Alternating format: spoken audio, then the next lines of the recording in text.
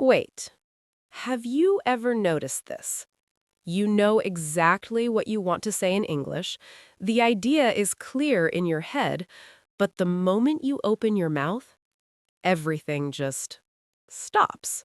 Your mind goes blank, your heart beats faster, and suddenly you feel like everyone is waiting, judging. Hmm. What if I tell you the problem is not your English? What if the real problem is you don't know how to pause? Well, that sounds uncomfortable already. Hey everyone, I'm Robert. And I'm Emma. And today we're talking about something small but powerful. Emma, let me ask you something. Why do people panic when they speak English? Hmm. Because silence feels dangerous. You know, people think silence means I don't know English. But that's not true. Right. And native speakers pause all the time. Actually, they pause more than learners. Exactly. But learners do this instead. They rush. They speak fast. They push words out. They panic-fill silence with noise. Oh, yeah. Like when someone says, I think maybe like how to say, and you're like, bro, breathe. Exactly. And the funny thing is, they know the words. They just don't trust silence. Here's the truth. Your brain needs time. Even in your native language, you pause, but in English, you don't allow it. Because you think, if I pause, they'll think I'm stupid. Yes, but native speakers think the opposite. Native speakers pause to sound confident. Learners rush and sound nervous. That's the difference. So pauses are not weakness? No. Pauses are control. Okay, Emma, give me an example. Sure. Listen to this sentence. I think English is difficult. Now listen again. I think English is difficult. Which one sounds more confident? The second one, obviously. Exactly. Same words, different pauses. So what's the biggest mistake learners make? They try to sound fluent instead of sounding calm. Oh, wow. That hits hard. Let me repeat this because it matters. Fluency is not speed. Fluency is control. You know, Emma, I remember my first English presentation. I spoke fast, no pauses. My voice was shaking. And how did it feel? Terrible. I finished, but I didn't feel confident. Here's a simple trick. When you speak English, pause after important words. Not long, just a breath. So instead of filling silence with, we replace it with calm? Exactly. Silence is better than noise. Exactly. Okay, let's go deeper. Why does the brain freeze exactly at the moment we want to speak? Because your brain thinks you're in danger. Not real danger, but social danger. You mean fear of judgment? Exactly. Your brain doesn't care about grammar. It cares about one thing only. How do I look right now? Oh, so when people listen to me, my brain goes into survival mode. Yes. Fight, flight, or freeze. And many English learners freeze. So where do pauses come in? Pauses tell your brain, I'm okay. I'm in control. I don't need to rush. That's interesting. So the pause is not for the listener, it's for us. Exactly. Let me say this again, slowly. Pauses calm your brain. Calm brain, clear words. That already feels different. Okay, confession time. When I speak English, I feel like I'm racing. Like if I stop, everything will collapse. Yes, like the sentence will die if you pause. Exactly. Here's the illusion. Native speakers are not faster. They just pause confidently. So we hear pauses as confidence, but we feel pauses as fear. That's a perfect way to say it. Listen carefully. Version 1. I want to talk about my experience learning English because it was very difficult for me at first. Now, version 2. I want to talk about my experience learning English because it was very difficult for me at first. Wow. The second one sounds thoughtful. Yes, not slow, thoughtful. So what do learners usually do wrong? They panic, fill silence. Uh, you know, like, But wait, we are allowed to say you know, right? of course, but not as fear, as rhythm. Think of speaking like music. No pauses is noise. Pauses create meaning. Oh, that makes sense. You know, when I finally allowed myself to pause, people listened more, not less. Because confidence is quiet. Here's a simple exercise. When you speak, pause after subject, main verb, important idea. So instead of speed, we choose structure. Exactly. Let's lock this in. Pauses are not mistakes. Pauses are signals. Signals of confidence. Yes. So next time I pause, I'll just think, I'm sounding native right now. Exactly. Fake it until your brain believes it. Okay, but what about real conversations? Fast ones, interruptions. Good question. And that's where things get interesting. Good question. All right, let's talk about real conversations now. Not practice, not alone, real people, real pressure. This is where most learners panic because real conversations are messy. People interrupt, they react, they don't wait. Exactly, and that's where my pauses disappear. I just try to survive. Yes, survival English mode. Emma, sorry, speaker one, let me ask you this. What if I pause and the other person jumps in? Good question, Robert. I mean, speaker two.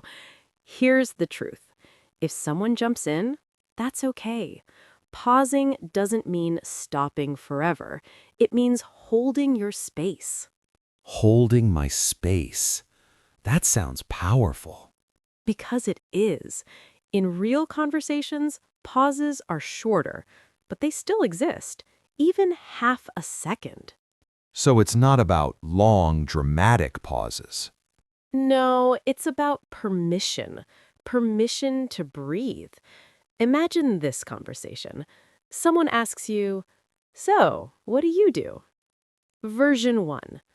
I work as a manager in a company that focuses on digital marketing and social media strategy.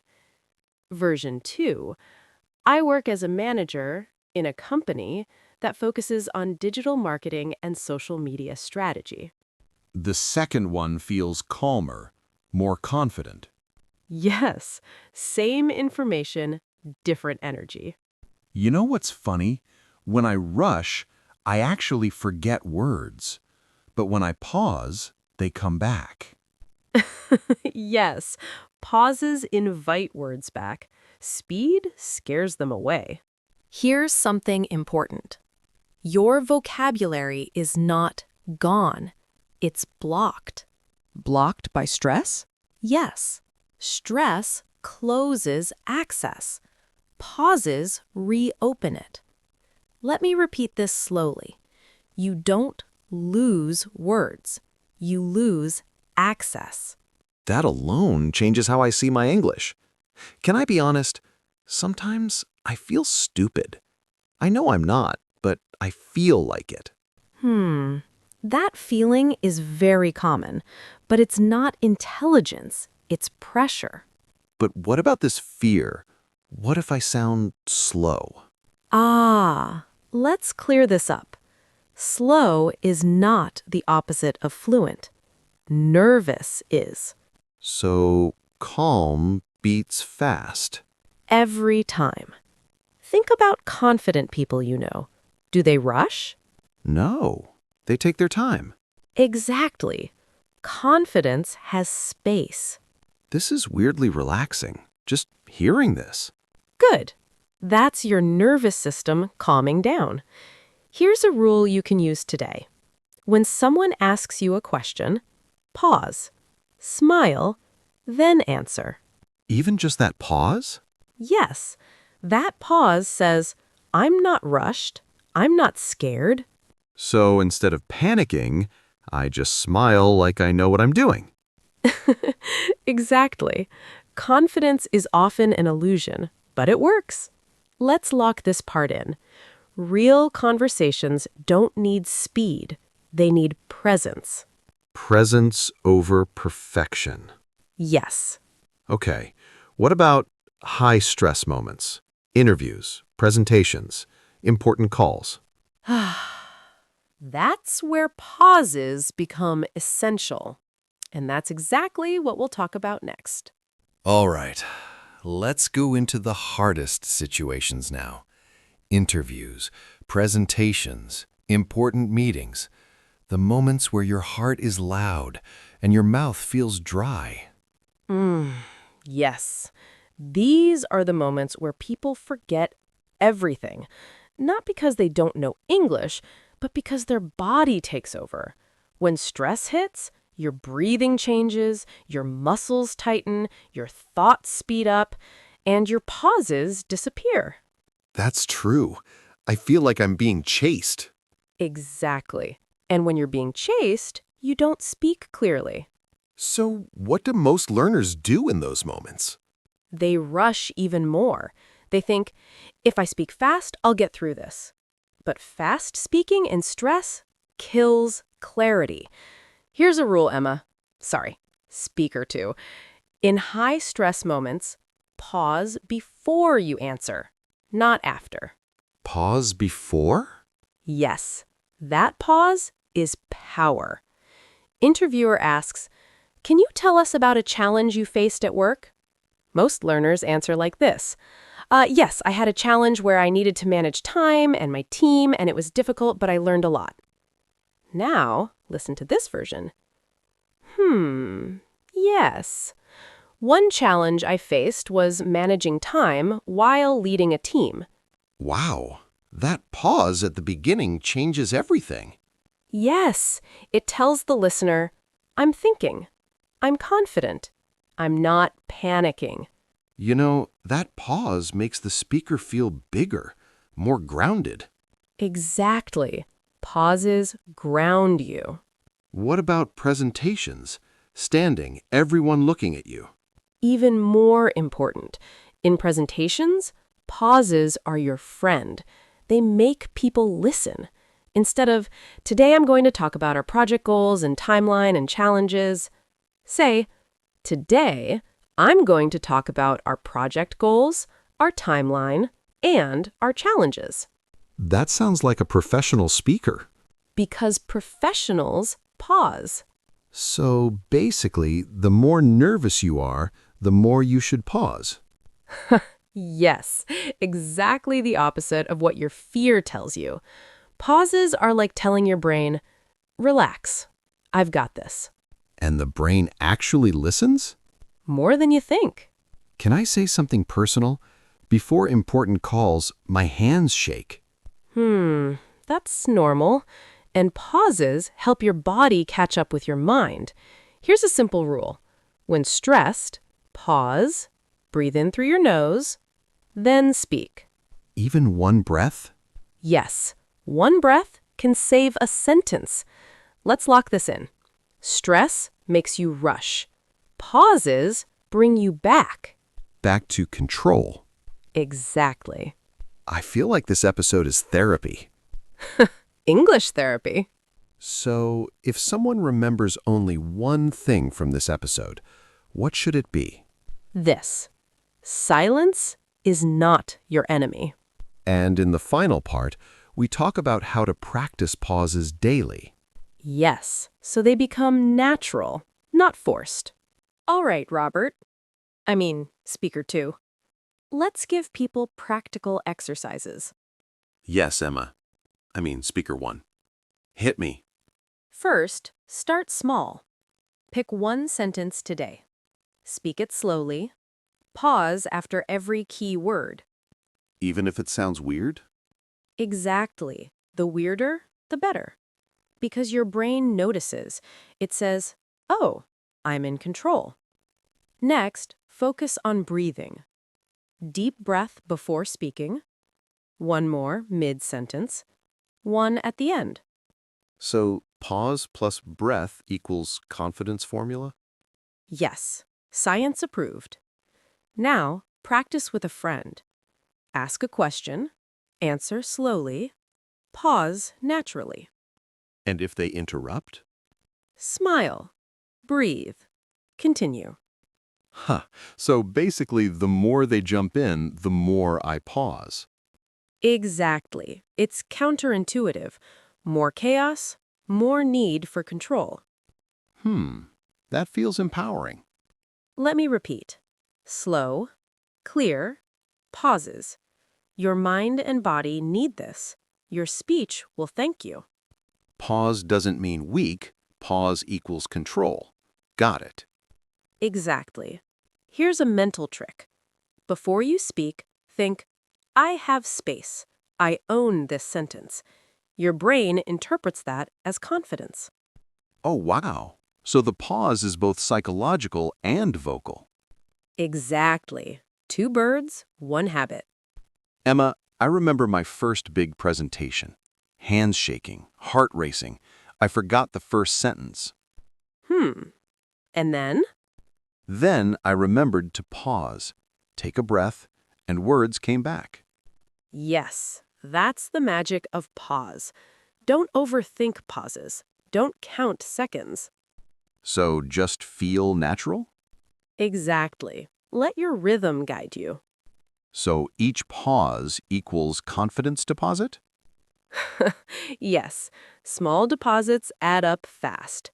To summarize, pause after key words, breathe, own your space, smile, practice daily. And over time, speaking English becomes less scary. Yes, confidence grows quietly. Remember, silence is not your enemy. Pauses are your friends. Slow down, speak clearly, own your words. Emma, this is gold. I feel like I can already pause and breathe. Yes, Robert. Now go practice and see how your brain reacts. Thanks for listening today. Remember, pauses are power, and you are not your fear. Yes.